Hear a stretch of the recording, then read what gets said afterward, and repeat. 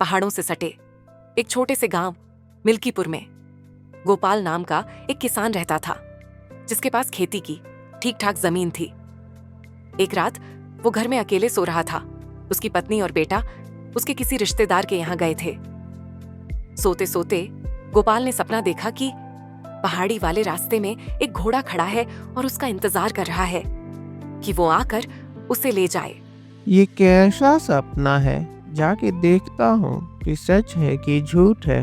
गोपाल सुबह उठा और पहाड़ी वाले रास्ते की तरफ चल दिया, ये देखने की सपना सच है या मेरा कोई वहम है। मेरा सपना तो सच हो गया। अब मैं इस घोड़े को लेके घर चलता हूँ। यही मेरा अब सहारा बनेगा। गोपाल घोड़े को लेके घर की तरफ चल देता है। गोपाल को अब एक नई उम्मीद मिल गई थी। पहाड़ी वाले रास्ते पर बिना घोड़े के सामान ऊपर ले जाना मुश्किल था, पर बाजार तो उसी पार था, तो कोई भी अनाज बेचने वही जाना था।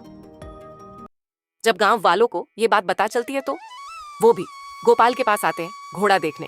भाई गोपाल, कमाल का घोड़ा पाए हो, अब तो तुम्हारी किस्मत चमक जाएगी। कौन जानता है ये अच्छा है कि बुरा है। अब तो समय ही बताएगा कि आगे क्या होगा। गोपाल एक समझदार किसान था, जो किसी भी चीज को लेके जल्दी उत्साहित नहीं होता था। उसका मानना था कि सब समय के हाथ में है, हमें अपना कर्म करना है। कब क्या होगा ये कोई नहीं जानता। उसकी पत्नी और बेटा भी अब घर आ चुके थे। गीता, ये घोड़ा हमें पहाड़ी वाले रास्ते में मिला। इसे भगवान का वरदान ही समझो। अब हम इसको अपने घर में रखेंगे, इसको अच्छे से खिलाएंगे। ये घोड़ा हमें पहाड़ी वाले रास्ते से बाजार में सामान पहुंचाने में मदद करेगा। इससे गांव के लोगों का भी भला होगा और हमें भी कुछ मुनाफा हो जाएगा। भगवान का लाख लाख शुक्रिया जो हमें ये घोड़ा मिला। मैं जाता हूँ जल्दी से। वो अपना बोरी में जो अनाज रखा हुआ है उसको इस घोड़े पे लाद के बाजार लेके जाता हूँ। ये भी पता चल जाएगा कि ये घोड़ा कितना काबिल है और सामान लेके पहाड़ी के रास्ते से ऊपर जाता है कि नहीं। गोपाल घोड़ा पे अनाज का बोरा लाद के अपने घर से निकल जाता है, ताकि ये पता चले कि ये घोड़ा अनाज का बोरा लेके पहाड़ी वाले रास्ते पर जा सकता है कि नहीं, ताकि अनाज को बाजार में लेके जाया जा सके। घोड़ा पहाड़ी के रास्ते होते हुए बाजार पहुंच जाता है। अब तो गोपाल का काम अच्छे से चलने लगता है। एक दिन गोपाल सुबह सो के जगता है तो उसका घोड़ा कहीं नहीं दिखता है। गोपाल इधर उधर देखता है पर कहीं नहीं मिलता है। गोपाल को तो कुछ समझ में नहीं आ रहा था। अचानक घोड़ा कहाँ चला गया? जाने दीजिए, आप चिंता मत कीजिए। वो तो पहले से ही पराया था, शायद अपने घर वापस चला गया। गांव वालों को जब ये बात पता चलती है तो वो भी गोपाल के पास आते हैं। बहुत बुरा हुआ गोपाल, बड़ा अच्छा घोड़ा था और तुम्हारा काम भी अच्छा चल रहा था, पर क्या कर सकते हो, किस्मत से मिला था, अब तुम्हें बेसहारा करके चला गया। अब तो घोड़े के बिना पता नहीं तुम्हारा काम कैसे चलेगा। कौन जानता है ये अच्छा है कि बुरा है। अब तो समय ही बताएगा कि आगे क्या होगा। गोपाल का मन विचलित हो गया था। उसको अपने घोड़े से बहुत लगाव हो गया था। फिर भी वो अपने खेतों में काम करने निकल जाता था। बिना घोड़े के पहाड़ी वाले रास्ते में सामान लेके बाजार जाना मुश्किल था। कुछ दिन बीत गया। एक दिन वो घोड़ा अपने साथ कुछ और घोड़े के झुंड के साथ दौड़ता हुआ गोपाल के घर की तरफ आ रहा था। सुबह सुबह गोपाल भी अपने घर के आगे अपने घोड़े की याद में खड़ा रहता था। घोड़े की झुंड के साथ अपने घोड़े को देख के उसकी आंखें तो खुली की खुली रह गई। गीता, ये तो चमत्कार हो गया। अपना घोड़ा तो कई घोड़ों के साथ आया है। इससे तो हम पूरे गांव के अनाज को बाजार में ले जाके बेच सकते हैं। ये तो भगवान का अजब ही खेल हो गया गीता। सच में ये तो भगवान का चमत्कार ही है। अपना घोड़ा वापस भी आ गया और अपने साथ और घोड़ों को लेके भी आया।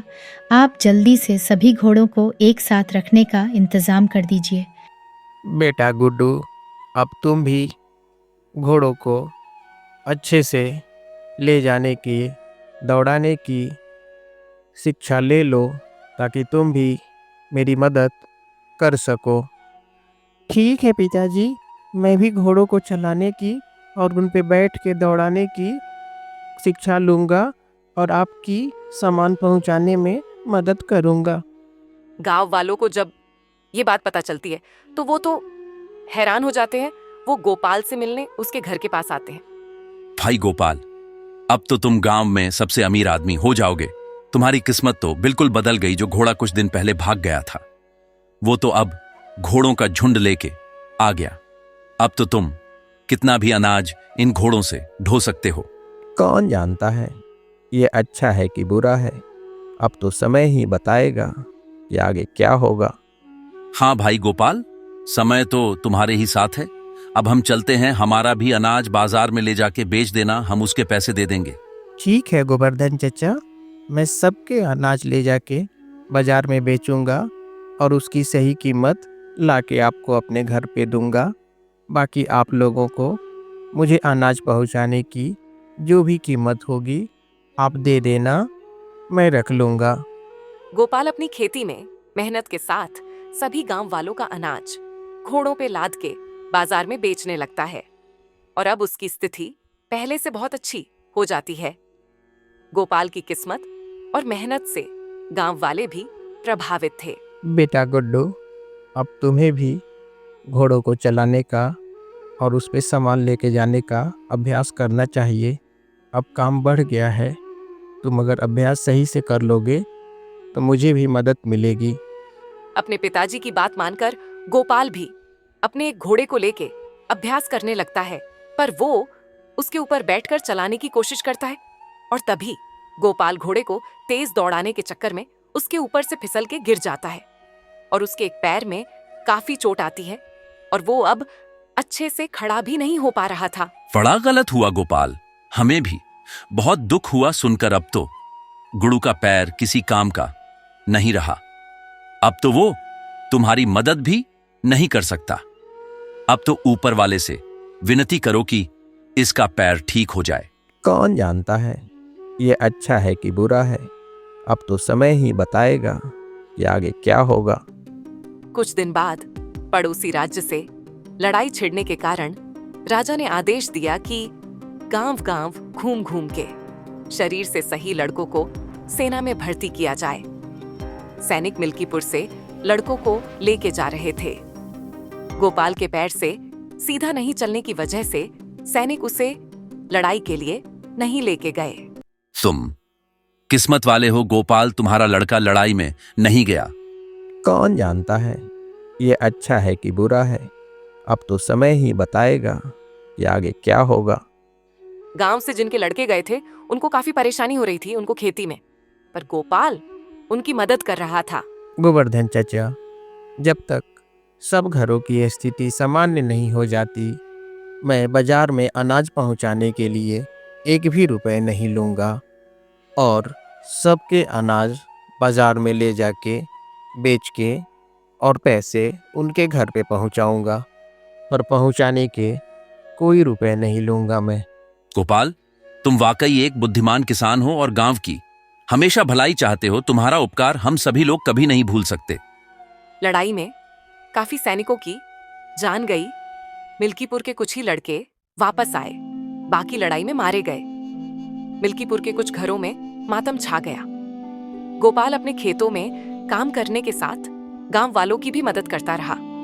वो घोड़ा जो एक समय खो गया था, गोपाल को पर्याप्त मात्रा में धन प्राप्त कराया। वो दुर्घटना जो एक समय बड़ी नुकसान लग रही थी, गोपाल के बेटे को लड़ाई में जाने से बचाया। गांव के लोग गोपाल के गहरी बुद्धिमत्ता को समझ चुके थे। जीवन एक घुमावदार नदी की तरह है जो उतार चढ़ाव से भरी है। आज जो दुर्भाग्य प्रतीत होता है वह छिपा हुआ आशीर्वाद हो सकता है, और जो सौभाग्य प्रतीत होता है वह अप्रत्याशित कठिनाई ला सकता है। सच्ची बुद्धिमत्ता शांत, धैर्यवान और स्वीकारशील बने रहने में है, ये जानते हुए कि केवल समय ही हमारे अनुभवों की वास्तविक प्रकृति को प्रकट कर सकता है। और भी रोचक कहानियों के लिए इस चैनल को लाइक, शेयर और सब्सक्राइब जरूर करें। नमस्कार।